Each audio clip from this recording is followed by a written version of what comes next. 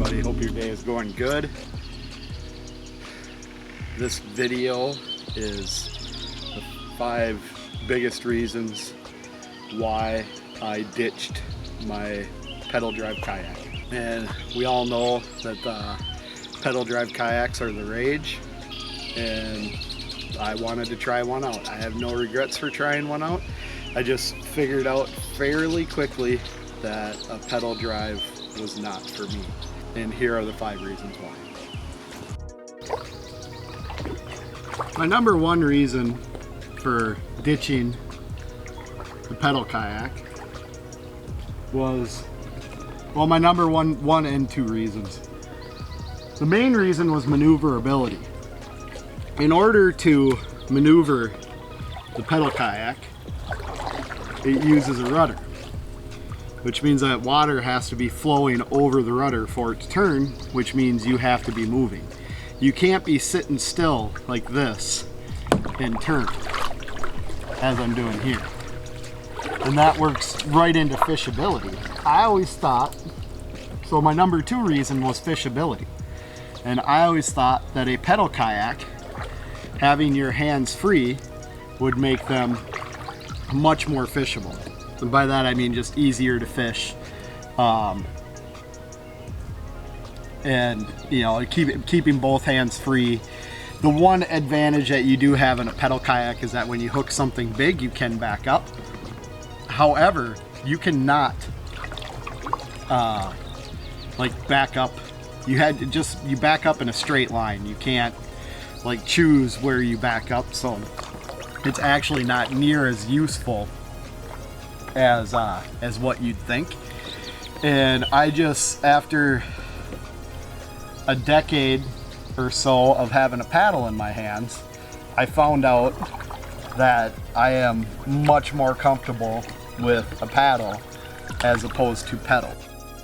The number 3 reason why I ditched the pedal kayak was weeds.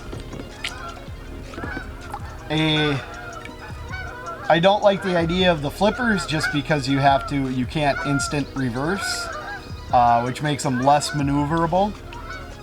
So I wanted a prop. Well, the problem with the prop is they are awful in weeds. And the problem with that is I live in Minnesota, 14 or 15,000 natural lakes, all covered in weeds. So, and I'm a bass fisherman, pan fisherman. So if you're going to fish in Minnesota for bass or panfish, you're more than likely going to spend part or all of your day in weed cover.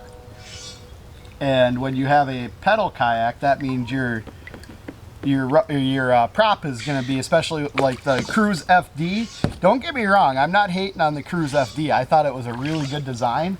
It just wasn't for me. I spent most of the day with the prop kicked up and with a paddle in my hand, which totally defeated the reason to have a pedal kayak. You had a pedal kayak so you could pedal. Well, I didn't spend much time pedaling when I was fishing because I was in weeds. So that is the number 3 reason. The number 4 reason that I did not fully enjoy my pedal kayak was weight. The pedal drive units add a lot of weight. I car top on top of my 4Runner, and it just, you had to go through another step of removing the pedal unit, putting the pedal unit back in. Not the quick and easy setup takedown that I enjoy, and just overall made it less enjoyment. So that's the number 4 reason, and something you need to keep in mind when you're looking at pedal kayaks also.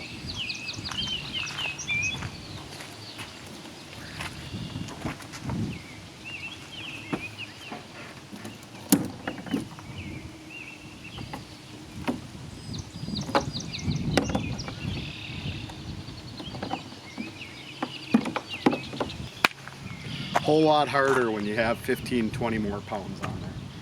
And just to be clear, the kayak I just took off is also a Jackson Cruise. It's the 12-foot angler model, Jackson Cruise 12 angler. So 70-pound kayak.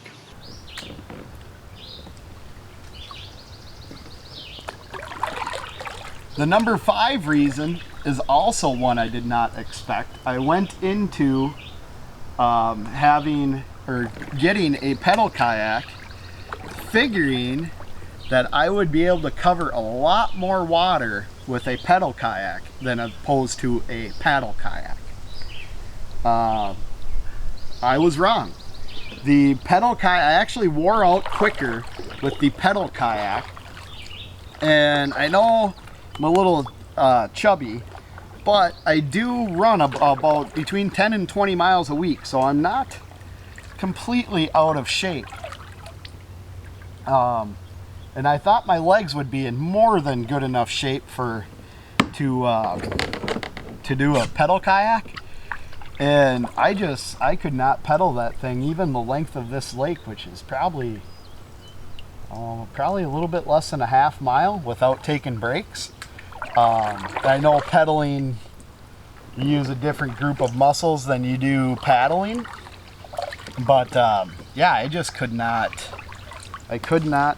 pedal that damn thing, and found out that I'm just, me in particular, I don't know if this goes for everybody, me in particular, I'm better off with a paddle in my hands as far as covering water. I can cover a lot more water with that than with the pedals.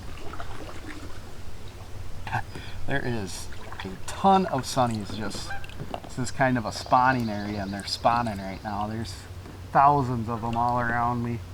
All right, so that concludes this video. If you like this video, give it a thumbs up.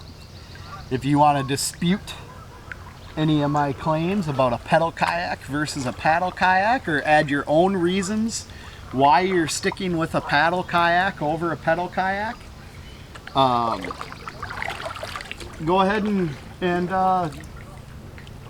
use the comment section down below to give me your reasons why you want to switch, or why you're staying, or you know, let's have an open discussion about this, because I was pretty surprised. I thought the pedal kayak was going to be the end all be all of fishing. I think I even stayed. Whoa, there is a big bullgill right there. I've never seen one that size in this lake.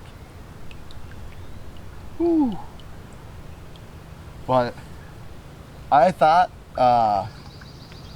the pedal kayak was going to be the end all be all to fishing, and I was mistaken. I actually enjoy the paddle kayak better, which is fine because it saves me money. But as always, thank you for watching the video. I really appreciate it. If you like this video, go ahead and give it a thumbs up. If you want to see more outdoors type videos, go ahead and subscribe, because I'll be trying to put out videos. I'm not going to promise videos weekly because we're building a house this year and got a bunch of stuff going on, but I'm going to try and put out videos this summer as much as I possibly can. Thank you for watching.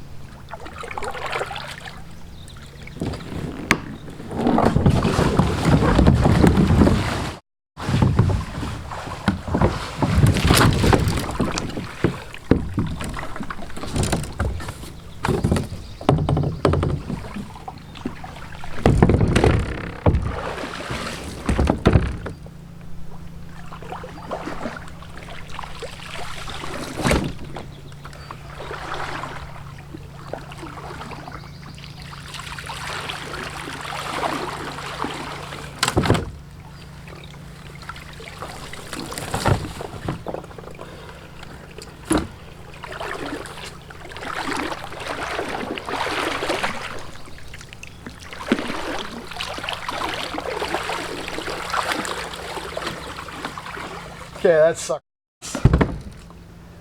I was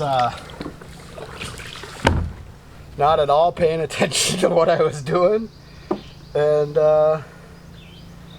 yeah, tipped over the kayak.